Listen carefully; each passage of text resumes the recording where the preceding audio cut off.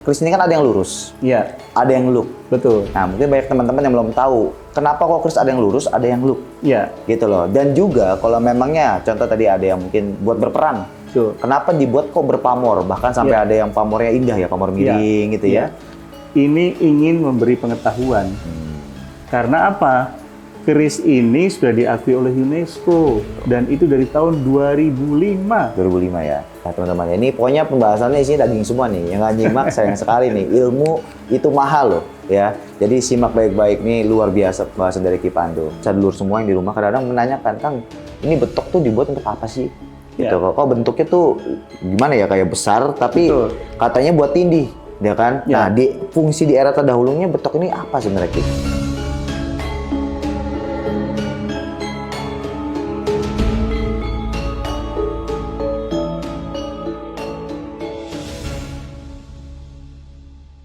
Assalamualaikum warahmatullahi wabarakatuh. Sugeng Rawu, sadulur semua. Selamat datang di channel Niskala Nusantara bersama saya Kang Yuda. Alhamdulillah kali ini saya diperkenankan untuk mengunjungi dan juga belajar edukasi mengenai Tosanaji di Museum dan Galeri Sanggar Kris Mataram. Yang dimana tema hari ini saya akan berbincang dan juga mungkin akan sharing terhadap salah satu senior saya yang dimana beliau adalah salah satu orang yang bisa dibilang sering mengedukasi ya, cuman di balik layar ya. Kali ini kita tampilkan beliau yaitu Ki Pandu ya. Ki Pandu, Sugeng Dalu. Sugeng Dalu, Ya, Kang Yuda. beliau adalah salah satu pengelola Sanggar Kris Mataram yang dimana di sini berbasis galeri dan juga ada museumnya teman-teman ya, luar biasa. Tadi teman-teman boleh lihat ya video sebelumnya kita habis mengunjungi museum dan galeri Sanggar Kris Mataram yang sangat-sangat mengedukasi dan sangat bermanfaat menurut saya untuk generasi seperti saya ini, generasi muda. Ki Pandu ya, ngapunten kita berbincang-bincang ya sambil saya mau belajar banyak di sini. Kebetulan banyak yang ingin saya tanyakan ya mengenai Tosanaji terutama. Akan tetapi di kita ini di Niskala ada pepatah mengatakan tak kenal maka tak sayang ya. Makanya kurang lebih mungkin Ki Pandu boleh berkenalkan diri kepada sadulur semua mengenai Ki Pandu biar teman-teman juga tahu nih tentang Ki Pandu. Oke, monggo. Sampai Wilujeng Dalu. Saya Ki Arya Pandu, pengelola dari Museum dan Galeri Kris Sanggar Kris Mataram. Terima kasih sudah datang ke tempat kami, Kang Yuda, dan juga tentunya bagi para sadulur Niskala yang selama ini selalu tetap konsisten dan berdaya guna untuk selalu ikut memajukan budaya keris Nusantara. Ya. Begitu mungkin perkenalan Kang Yuda, ya? Ya, singkat, padat, dan jelas. Ya. Luar biasa. Nah, kebetulan mumpung kita lagi di sini, ini kan bisa dibilang Sanggar Kris Mataram yang aku pandang ya sebagai generasi muda ini sangat edukatif terutama. Sangat bermanfaat. Bahkan tadi kita sempat melihat bagaimana caranya pembuatan atau cara menempa bahkan juga bahan-bahan dalam kris terutama itu dijelaskan secara rinci mulai dari bahan yang paling inti sampai benar-benar bahan yang sudah jadi seperti itu. Nah maka dari itu Ki ya kita mungkin lebih ke pengenalan mengenai Sanggar Kris Mataram. Visi misinya di sini tujuannya untuk apa, Ki? Baik. Hatur nuhun. Mohon izin saya menjelaskan tempat kami ini.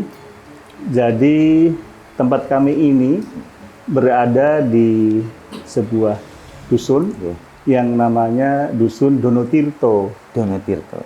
Kami ini berada di Dusun Donotirto dan di desa yang namanya Bangunjiwo. Bangunjiwo. Nah, Donotirto Bangunjiwo ini masuk di dalam Kecamatan Kasihan dan Kabupaten Bantul yang ada di wilayah daerah istimewa Yogyakarta.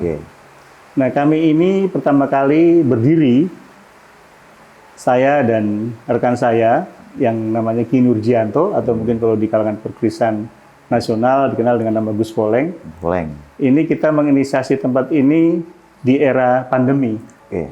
Jadi ketika saya kembali lagi ke Indonesia dan bertemu kembali dengan beliau, kebetulan saya dipercaya menjadi ketua tim Dewan Kris DIY. Itu kami mencoba menginisiasi sebuah tempat yang harapannya bisa menjadi sebuah tempat untuk edukasi. Jadi transfer knowledge, bagaimana hari ini keris itu harus bisa lebih dikenalkan. Kenapa? Karena hari ini, mohon maaf, kita ini hanya ditinggalkan sebuah benda yang kebetulan seperti di depan kita ini namanya keris. Tapi kita tidak pernah ditinggalkan pengetahuannya. Nah, ini menjadi salah satu faktor keberadaan kami agar kita bisa ikut melestarikan budaya keris Nusantara. Begitu. Wah, luar biasa ya. Jadi tujuannya pengenalan lebih dalam. Betul. Tentang keris, bukan hanya sekedar kita tahu nih, oh ini keris loh. Betul. Oh ini loh pajangan atau mungkin seni tempah seperti itu, tapi lebih dalam mengenai keris ya.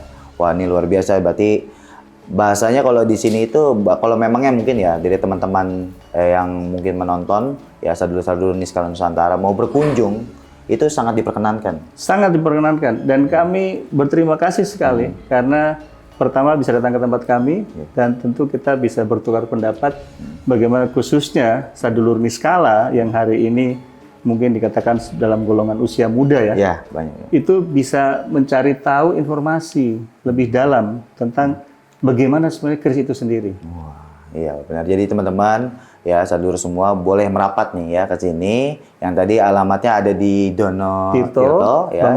Bangun Jiwo di Bantul. Kasihan, Bantul. Bantul. Betul. Ya, mungkin nanti kita lampirkan alamatnya di kolom deskripsi ya. Saya cuma bilang ke sini pasti dapat ilmu banyak. Luar biasa di sini. Tadi saya sempat diskusi kurang lebih 3 jam ya gitu ya sebelum kita mulai ini ya. Itu baru pemanasan ya. Baru pemanasan itu ya. Luar biasa teman-teman. Mungkin kalau di kontenin itu isinya daging semua kalau bahasanya ya. Jadi tentang keris Tosan Aji itu dibabar lengkap oleh Ki Pandu yang saya menganggap sebagai generasi muda ini sangat luar biasa dan menambah pengetahuan, terutama seperti itu. Wah.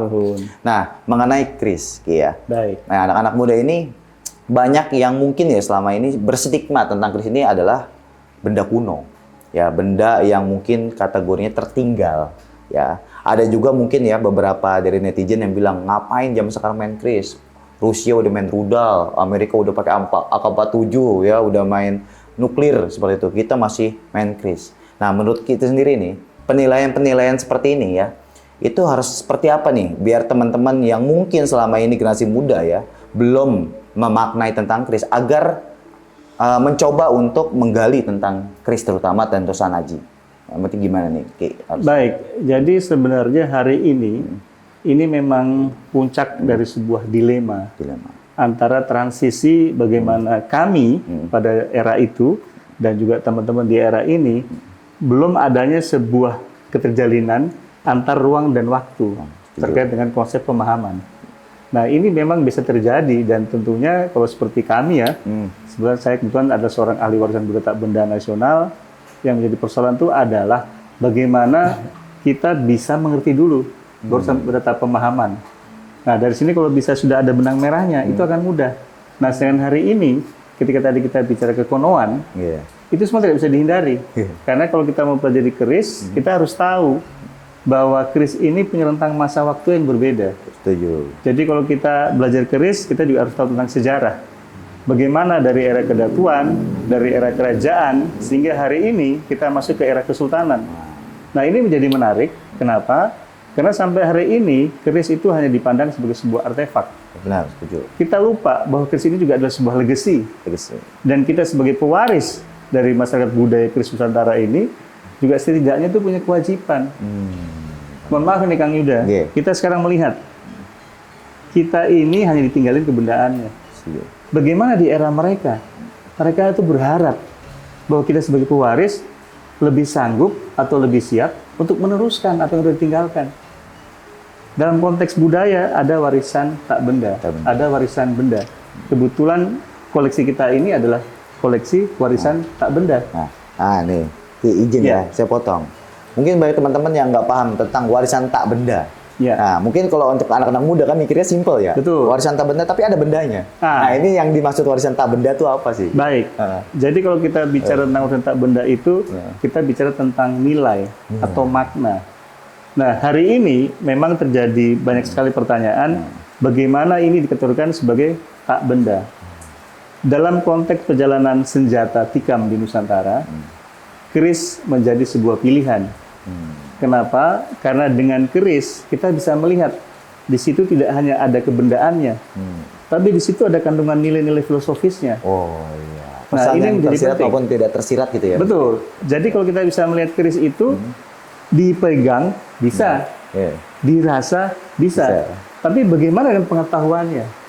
Nah, makanya di warisan tak benda itu yang dinilai adalah nilai dari filosofisnya terkait dengan bagaimana pemahaman yang ada dalam sebuah bilah keris. Iya. Dari pertama mulai dari bahan dasarnya, bagaimana keris itu dibuat, kemudian kemampuan seorang empu yang tidak hanya bisa secara kanuragan, tapi juga menguasai tentang ilmu spiritual. Betul. Belum lagi nanti dengan kaitannya dengan sajen, ya. Belum nanti kaitannya dengan mantra, tembang, kidung, ya. Nah, ini yang mungkin tidak banyak dipahami karena kita memiliki itu semua. Dan kenapa akhirnya keris yang dipilih dibanding dengan senjata tikam lain di Nusantara? Yeah. Salah satunya adalah itu. Nah, akhirnya apa? Kita melihat ini sebuah paket. Karena keris itu hari ini menjadi sesuatu dalam perjalanan seni tempa, dia memiliki keunggulan, khususnya seni tempa pamor. Setuju. Nah, dari situ kita akhirnya dalam perjalanannya, dalam konteks pelestarian, kita harus lebih bisa mempelajari tentang tidak hanya bentuk tadi, kalau dalam istilah keris kita bilang dapur, tapi juga kita memahami tentang bahan. Kita juga harus memahami tentang pamor. Setuju. Dan mohon maaf, tidak hanya bicara soal bilah, tapi kita juga bicara soal rongko. Iya. Karena di sini tidak hanya yang namanya logam, yaitu besi tadi, ya. Pamor hari ini kita mengenal mungkin dengan nikel. Kalau dulu mungkin kita kenal itu meteor, yaitu namanya meteoroid. Tapi juga ada baja. Nah, makanya simbolisasi antara besi sebagai simbol dari sebuah ketajaman, baja adalah simbol dari sebuah kekuatan, dan juga pamor yang berarti cahaya. Wah. Penyatuan ini dalam, dan dalam proses ini itulah disatukan antara kekuatan manusia yang dilakukan oleh seorang empu dengan kekuatan alam yang akhirnya menjadi sebuah kekuatan dalam membangun sebuah bilah yang namanya keris. Begitu halnya dengan rongko. Hari ini rongko-rongko pilihan itu semakin sulit kita dapatkan karena mohon maaf kita ini lebih banyak senang untuk memanen tapi tidak pernah menanam. Makanya mungkin hari ini sadulur Niskala lebih banyak melihat tentang bilahnya tapi lupa dengan kayunya. Padahal ini satu paket sebagai simbolisasi dari ruang kosmis. Wah, ini lebih dalam nih tentang ruang kosmis. Betul. nih ya. Karena ini perkawinan antara feminisme seorang perempuan dengan maskulinitas seorang lelaki. Oh, lingga yoni. Betul. Ini kita dalam konteks lingga yoni. Begitu. Dari awal ketika dibuat sampai dia berbentuk sampai akhirnya dia menyatu dengan sarungnya. Makanya kami ada istilah warongko manjing curigo, curigo manjing warongko, cumbuhing kawulo lan gusti. Artinya? Nah, artinya itu warangka itu akan memilih. Begitupun sebaliknya dengan besinya. Ketika dia menyatu, ini adalah hubungan simbolisasi penyatuan antara manusia dengan penciptanya. Dalam ya maknanya. Nah, itulah bagian dari filosofi yang hari ini, mohon maaf, kita yang diberi beban dalam tanda petik. Wah, iya. Setuju. Kalau kita menganggap ini sesuatu yang sepele, ya akhirnya tadi, ini hanya menjadi sebuah artefak yang tidak ada artinya, Kang Yuda. Setuju. Makanya kenapa kami ada di sini, karena kami ingin berbagi pengetahuan untuk memberi ruang kreatif bagi para pandeman keris untuk mempersatukan pengetahuan, teknologi, dan seni melalui kerja-kerja kolaboratif kolektif yang bisa meningkatkan kemampuan kompetensi, khususnya dalam bidang keilmuan, yaitu apa? Kajian dan penciptaan. Luar biasa nih. Ini jawabannya isinya daging loh, bahkan sambil kita menghubungkan antara kita dan Tuhan. Betul. Ya, betul. seperti itu. Betul. Ya, dan juga banyak pembahasan inti lainnya sebenarnya teman-teman ya, yang kalau teman-teman menyimak ini sangat luar biasa dan mendalam sebenarnya secara langsung. Nah, Iya, kalau menurut saya kenapa banyak mungkin teman-teman yang masih generasi muda nih, seumuran saya atau mungkin di bawah saya bahkan mungkin ya ada juga yang mungkin ya udah senior tapi dia nggak mau tahu gitu ya kan. Iya. Pasti setiap era dan setiap umur nih beda-beda penilaiannya Pasti, tentang Tosan Aji gitu ya. Nah, mungkin mereka punya berpikiran seperti itu gitu ya, membandingkan dengan Indonesia masih main kris, Rusia udah main nuklir gitu misalnya seperti itu ya. Mungkin karena mereka nggak tahu fungsi kris. Betul. Nah, kalau kita menyinggung tentang fungsi kris ya, fungsi kris ini di era terdahulu hingga saat ini itu apa sebenarnya Ki? Fungsi kris nih. Mungkin banyak teman-teman yang belum paham. Misalnya mungkin untuk cuma buat senjata perang. Nah, ada juga bisa nggak buat motong bawang kalau kata orang yang ini nih ya. Waduh, yang kurang baik nih bahasanya ya. Dan juga ada yang menyangka mungkin kris ini sebagai hanya untuk alat ritual. Ya. Ya, seperti itu atau alat pelengkap pakaian adat. Ya. Gitu loh. Nah, menurut Ki Pandu tersendiri fungsi kris itu apa? Jadi menarik ketika kita membahas fungsi pasti ada tujuan. Jadi mungkin biar bisa lebih dipahami dari para sadulur yang ada di Niskala Channel ini. Keris itu pertama memang dari sisi fungsi itu di awal di era kedatuan lebih kepada fungsi-fungsi ritual. Digunakan untuk upakara. Jadi bagian dari sajen. Sajen. Ya. Nah, kemudian masuk ke era kerajaan, itu akan berbeda. Karena dia menjadi fungsi dalam arti sebenarnya, yaitu membela diri. Sedangkan ketika hari ini kita masuk ke era kesultanan, lebih banyak dipakai dalam konteks simbol sosial dan identitas. Oke. Nah, dari sini kita melihat tadi, kembali ke persoalan kenapa disebut warisan budaya tak benda, karena hanya di keris kita bisa melihat ada sebuah bilah, kebetulan bentuknya asimetris, dengan dua sisi yang sama-sama tajam, dan sudah pasti ujungnya tajam. Dan kebetulan di tengah sisi bilah ini ada yang namanya pamor. Pamor. Ini yang tidak dimiliki di wilayah lain, khususnya yang memiliki tradisi senjata tajam. Ya tajam ya. Dan keris ini sebenarnya tidak dikategorikan sebagai alat untuk berperang secara langsung ya. Ini bukan pedang, mohon maaf. Ini bukan katana. Oke. Tapi ini adalah senjata tikam. Jadi memang harus betul secara dekat. Karena fungsinya adalah senjata tusuk. Ya tusuk jarak dekat gitu Jarak ya. dekat. Makanya ketepatannya harus presisi. Ketika kita mengatakan dalam organologi tubuh, mana yang mau ditikam ini? Apakah itu ginjal? Apakah itu empedu? Atau mungkin langsung saja lari ke jantung? Di titik yang bisa dibilang ini agak sedikit ini ya, bisa menyiksa si yang ini ya. Nah, sekarang tinggal bagaimana kita melihat. Karena sebenarnya dalam tradisi kita, ilmu kanuragan atau bela diri, itu fungsinya hanya membela diri. Tapi ketika sudah ada keris yang dihunus, lawan harus mati. Luar biasa. Kalau bahasa kami itu di Jawa Barat ada nih, kalau golok udah keluar dari sarungnya, Nah, ini minimal makan darah. Bahasanya itu gitu, dia. bahasa Jawara. Itu dia. Karena kalau kita hanya dalam konteks kanuragan atau bela diri, yang kita hadapi adalah hanya dalam konteks mencederai lawan. Apakah itu nanti hanya patah kaki, apakah itu patah tangan, patah leher, terus mungkin si lawan pada saatnya kemudian dia sembuh, dia balas dendam, itu hal lain. Tapi ketika sampai pada puncaknya, keris sudah terhunus atau teloskan tadi dengan rongkonya, lawan harus mati. Wah iya sih ya. Jadi filosofi kurang lebih sama lah, mirip ya. Sama, sebenarnya sama. Tapi cuman bahasanya mungkin lebih beda. Betul, gitu ya, betul, seperti itu ya. betul. Nah, kalau memangnya gini logikanya, ada juga yang bertanya, keris ini kan ada yang lurus, Iya, ada yang loop. betul. Nah, mungkin banyak teman-teman yang belum tahu, kenapa kok keris ada yang lurus, ada yang loop. Iya, Gitu loh. Dan juga kalau memangnya, contoh tadi ada yang mungkin buat berperang. betul. Kenapa dibuat kok berpamor? Bahkan sampai ada yang pamornya indah ya, pamor miring gitu ya. Dan bahkan pamor-pamor lainnya Betul. seperti itu. Bahkan juga ada yang memiliki dapur ganan Iya. gitu ya, seperti naga Betul. gitu kan. Apakah memang simbol-simbol tersebut kalau memangnya dipakai untuk perang, nggak sayang tuh. Kalau bahasanya ada pamornya nih bagus, ada naganya. Kalau buat dipakai berperang doang kan sayang. Mendingan Betul. pakai pedang, golok dan Betul. sebagainya seperti Betul. itu. Itu gimana menurut Ki Pandu? Iya, jadi inilah hari ini yang perlu kita lihat, bahwa kita harus melihat secara logika, proporsi, dan juga tujuan fungsinya. Jadi tadi saya katakan bahwa ketika di awal dia hanya menjadi bagian dari upakara, terus kemudian menjadi alat bela diri, dan hari ini menjadi simbol identitas sosial. Nah, kemudian kita melihat, kalau misalnya keris itu dibuat di zaman era kita berperang, atau dalam penaklukan sebuah kerajaan, tentu fungsinya betul-betul digunakan. Tetapi dalam perjalanannya kemudian ketika ada yang lurus dan ada yang loop, kita harus melihat kembali apa secara fungsi. Contohnya di awal kita selalu mengenal yang namanya keris betok.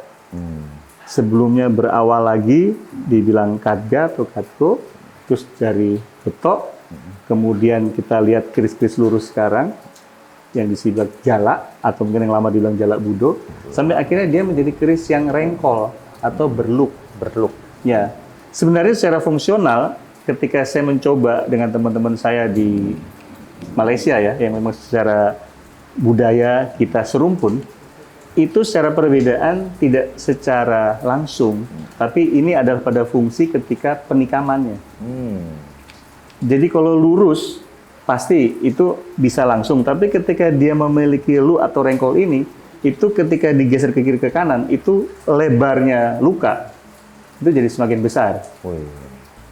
Nah, kemudian tadi pertanyaannya, terus kenapa kok keris dibuat bagus, dipakai untuk bela diri? Setuju. Nah, hari ini yang menjadi persoalan kita apa? Adalah kita tidak pernah memiliki bukti otentik terkait dengan cerita ini. Makanya tadi saya bilang di awal, kita hanya ditinggalkan kebendaannya. Tapi pengetahuannya bagaimana? Nah, makanya saya perlu mengajak para pemirsa yang ada di Niskala Channel ini, mari sama-sama kita melihat sebenarnya seperti apa dalam konteks dulu keris ini digunakan, sehingga apa yang menjadi tujuan fungsinya betul-betul kita melihat itu bisa tercapai. Begitu. Iya. Jadi ya kalau kita simpulkan intinya ya keris itu dibuat lurus dan look dengan tujuan di setiap era itu berbeda-beda. Betul. Jadi seperti itu ya. Mungkin di era kedatuan untuk apa gitu ya. Di era ini untuk apa? Tidak selalu untuk berperang. Iya. Kembali lagi itu ya, yang teman-teman harus tahu, keris itu tidak selalu untuk berperang. Ya. Ya, karena mungkin banyak stigma yang mengatakan bahwasannya, saya takut dulunya mungkin pas nusuk orang. Ya. Takut ada ABC-nya gitu kan. Oh, ada yang katanya keris ini masih bau darah gitu loh. Betul. Padahal ini keris kan udah 500 tahun yang lalu ya. Kok itu bisa masih tercium bau darah? Nah, itu menurut Ki Pandu gimana Ki? Apakah memang benar kalau memangnya, contoh ya kita punya keris agak bau-bau amis dikit gitu loh. Itu apakah dulunya pas berperang apa gimana sih? Jadi sekarang begini pengertian tadi. Ketika kita pada sebuah puncak dari kejayaan, pasti keris-keris itu sudah tidak digunakan secara fungsi untuk berperang. Akhirnya kita lebih melihat pada persoalan keindahan. Kita bicara keindahan berarti kita bicara tentang sisi estetik dan artistik. Artinya di sini kita melihat dari pola bentuk. Bagaimana itu dibuat. Karena ini adalah puncak seni tempa. Nah, sekarang pertanyaan kemudian, kenapa kok harus ada yang namanya tatahan atau kinata emas? Ini bicara tentang identitas pusaka sebagai simbol sosial. Loh, sekarang ngapain pertanyaannya? Ada emasnya kok untuk tikam-tikaman? Apa nggak sayang tadi? Sayang sih. Kita bilang. Kalau saya sih sayang. Artinya ini sebagai simbol atau pataka. Bahwa ini adalah pusaka dalam arti secara kebendaan yang memiliki nilai ekonomi. Nah, sekarang kembali tadi, ketika ini kita merasa bahwa itu ada bau, ya. Bau itu, mohon maaf, tidak semuanya dalam riset saya itu adalah terkait dengan darah. Tapi juga bisa terjadi karena racun. Dan racun itu ada dua, racun yang dibuat dengan konteks hewan, dalam arti hewani, dan dalam konteks hari ini mungkin yang berangkat dari sumber-sumber alami, seperti misalnya dari daun, dari buah yang memang memiliki efek untuk penikaman itu bisa lebih langsung terinfeksi. Oh gitu. Nah, termasuk hari ini mungkin saya jelaskan, orang selalu lihat ketika kita selesai mewarangi misalnya, kan keris ini harus kering. Nah, itu kita asapi dengan menyan atau dengan dupa atau dengan ratus. Itu fungsinya bukan terus kita menjalin hubungan dengan yang lain tadi, tapi itu fungsinya untuk mengembalikan bahwa memang keris ini harus kita hilangkan unsur-unsur negatifnya. Karena hari ini nggak beda dengan kita menggunakan parfum. Di zaman dulu tidak ada teknik penyulingan. Nggak ada. Sekarang tiba-tiba, loh, kok ini menggunakan dupa, kok ini menggunakan ratus, kok ini menggunakan menyan. Nah, pertanyaannya hari ini, apa kita nggak malu hari ini kita kemana-mana menggunakan parfum, tapi ketika melihat orang dengan dupa, dengan menyan dengan ratus, kita menghindar. Setuju. Kan begitu kan? Nah, ini bagaimana kita melihat hari ini dalam konteks kebudayaan. Kami di Warisan Budaya Tak Benda khususnya ini ingin memberi pengetahuan. Karena apa? Keris ini sudah diakui oleh UNESCO dan itu dari tahun 2005. 2005 ya. Mungkin tadi ada cuplikannya ya, tuh ada salah satu sertifikat dari pengakuan UNESCO. Betul. Ya, yang ada di Museum SKM ini. Iya. Makanya ini menjadi bukti bahwa kita sudah mendapat penghargaan. Nah, kalau penghargaan itu hanya berdasarkan karena sertifikat, biar punya status, Iya. terus untuk apa kalau tidak kita lestarikan? Kan Setuju. pertanyaan itu. Setuju. Jadi ini yang harus kita pahami dulu. Jadi saya bilang tadi ada teks dan konteks yang harus kita pahami lebih luas dalam memahami sebuah pengetahuan tentang warisan budaya yang namanya keris. Setuju.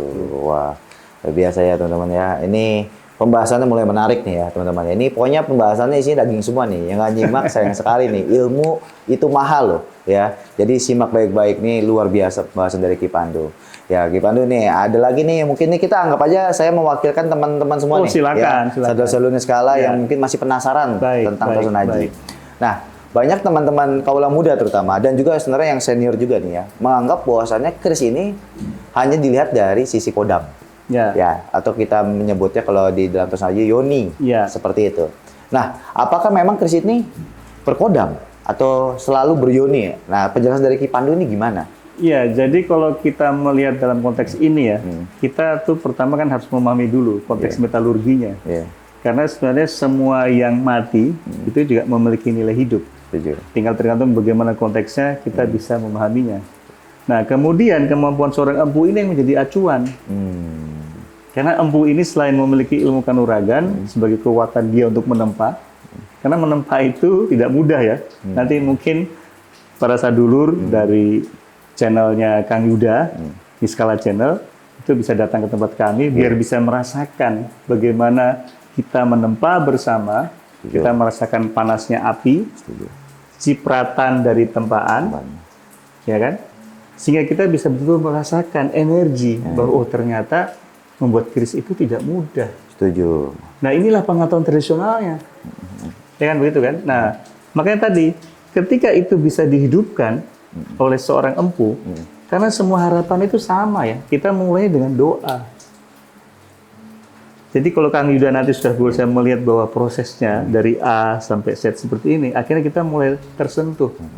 Dengan begitu kita tahu bahwa yang menghidupkan selain kebendaannya, seperti hari ini ya, kita punya sesuatu dalam konteks, misalnya dari luar konteks Tosan Aji. Kita juga memiliki Tosan Aji yang lain, misalnya, tombak. Ya toh? Oh, kita punya mandau, kita punya siwar, kita punya tumbuk lade, kita punya rencong, kita punya kujang, ya kan? Kita punya badik, kita punya parang. Itu semua menjadi sesuatu dalam konteks apa? Pemahaman lokal jenius masyarakat setempatnya.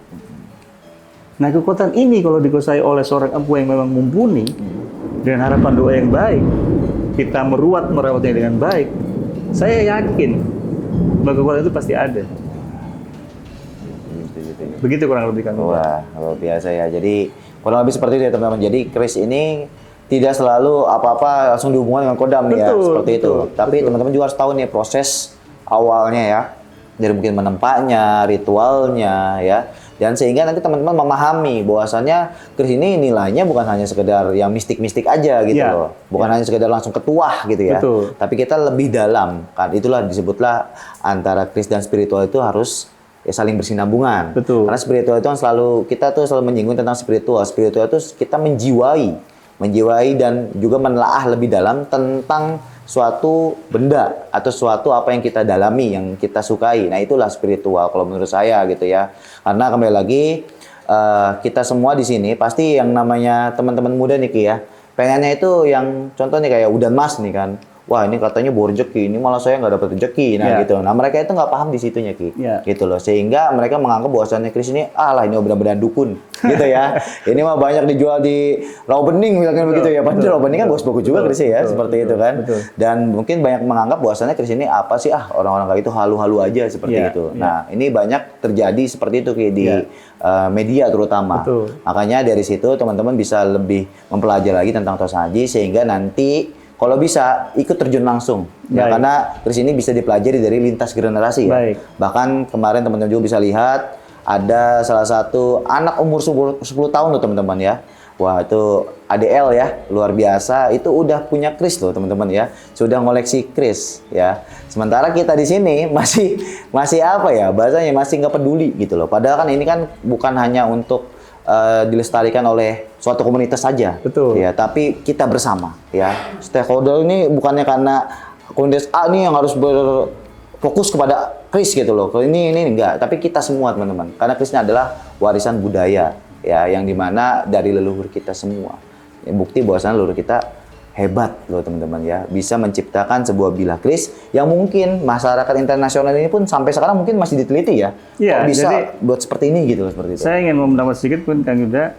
Jadi untuk bisa menjadi sebuah ageman yang akhirnya bisa menjadi sebuah piandel, Oke. kita jangan pernah lupa, kita juga harus meruat dan merawat. Ya, setuju. Kenapa itu menjadi penting? Sama halnya hari ini. Kita selalu menggunakan media untuk bertransportasi. Kita punya motor, kita punya mobil. Kita mau cuci saja tidak pernah. Kita mengganti oil tidak pernah diservis. Oke. Kira-kira bagaimana rasanya? Ya, kurang menarik. Nah, makanya untuk sampai pada posisi itu, berarti pertama apa? Kita harus percaya dulu. Percaya dengan apa yang menjadi panggilan kita. Yuk. Baru kemudian akhirnya kita bisa meyakini. Nah, sekarang bagaimana itu mau berfungsi?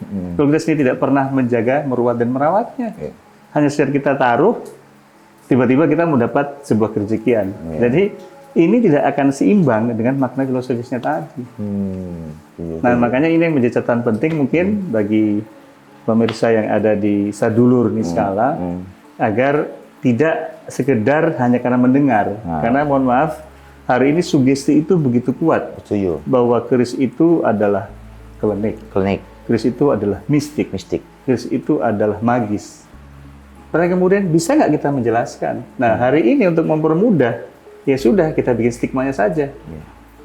Nah, akhirnya ini salah satu yang menjadi tadi pertanyaannya Kang Yuda tadi. Akhirnya, benda kuno, benda tradisi, Iya. ya kan?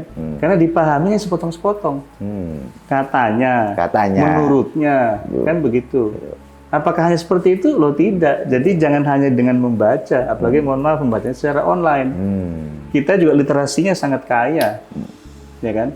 Hari ini yang dibutuhkan itu adalah datang, kita belajar bersama, kita bersih bersama. Setuju. Inilah fungsi dari pewarisan yang namanya pelestarian, yaitu kita mau melindungi karena kita merasa ini penting untuk dipelihara. Setelah itu kita bicara tentang pengembangannya. Terus hari ini yang paling penting adalah pemanfaatannya. Kalau tidak berguna dan berhasil bagi kita, untuk apa kita ada di sini kan begitu? Setuju sekali. Nah ini yang mungkin perlu. Nanti mungkin bisa digali lagi Kang Yuda dengan para sadulur Niskala, biar bisa sama-sama lebih dalam untuk bisa mengerti dan juga memahami. Oke, ya, ini teman-teman ya, tentang kris ini sudah dibabar nih ya. Nah, kalau kita bahas kris, nggak lengkap kalau kita nggak bahas tentang cara perawatannya nih. Mungkin kalau teman-teman yang tahu kan, takut punya kris karena katanya perawatannya ribet, gitu ya. Nah, mungkin kalau di era masa kini ya, untuk generasi kami, gitu kan, pengen yang simpel-simpel. Nah, kalau menurut Ki Pandu, cara perawatannya di era masa kini itu seperti apa kris ini? Yang paling gampang itu pertama kita harus tahu dulu, kris kita tuh kris apa. Kenapa itu menjadi penting? Karena kita harus tahu bagaimana bahan material dan juga sarung atau rangka yang menutupinya. Nah, secara umum hari ini yang paling penting itu adalah keris itu jangan pernah hanya selalu ada di dalam sarung. Karena kalau kita bicara tentang kelembapan dan suhu udara, tidak usah di dalam sarung, dalam posisi terbuka saja pasti akan berkarat dan akan menjadi korosif. Nah, untuk itu yang paling gampang yaitu harus punya minyak keris. Minyak keris. Ya. Nah, mau bentuknya seperti apa itu pilihan. Tapi mohon maaf, sekarang jangan lagi pakai yang minyak yang berangkat dari minyak tradisi yang bukan digunakan untuk keris.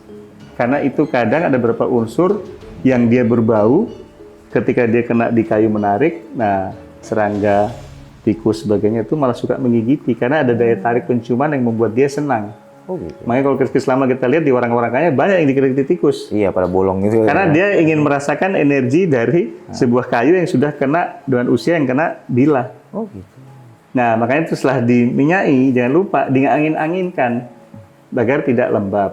Dan langsung dimasukin berarti ya? Betul. Nah, makanya kita perlu sering merawatnya dengan cara tadi membuka, tidak usah dicukup matahari, tapi cukup diangin-anginkan.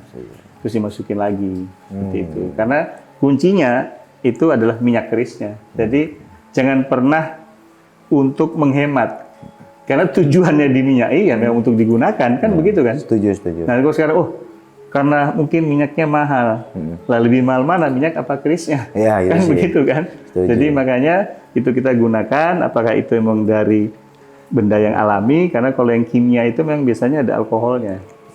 Nah, alkohol ini juga merusak, karena dia bisa terkontaminasi dengan bilahnya. Berarti kalau bisa yang murni lah ya? Yang gitu murni, ya? betul. Lebih Tapi bagus. murni itu juga ada macam-macam ya, karena sekarang itu kan ada yang memang betul esen atau intisari, tapi ada yang juga sudah menggunakan esen ya. Jadi udah ada tambahan unsur, seperti halnya kalau kita pakai parfum, mau pakai apa nih? Pakai air atau pakai alkohol. Iya. Terus berapa hasil cc-nya? Nah ini juga penting ya. Jadi kris itu tidak juga bisa lepas dari minyak. Itu satu perawatan paling gampang. Wah, Seperti itu. iya, jadi simple ya zaman sekarang Iya, tuh. sangat simple. Gak usah harus dimandiin gitu ya, nggak penting. Betul, Ya, sudah betul. nggak wajib kalau teman-teman mau mencoba untuk melestarikan budaya, no problem ya. Iya.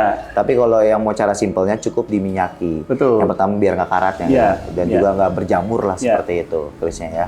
Iya. Nah ini dia, jadi perawatannya kurang lebih seperti itu teman-teman. Nah Ki, ya mumpung di sini saya mau bertanya nih. Ini mungkin dari dulu nih, saya masih bingung tentang fungsi dari Tosanaji juga, Iya. cuman kategorinya betok.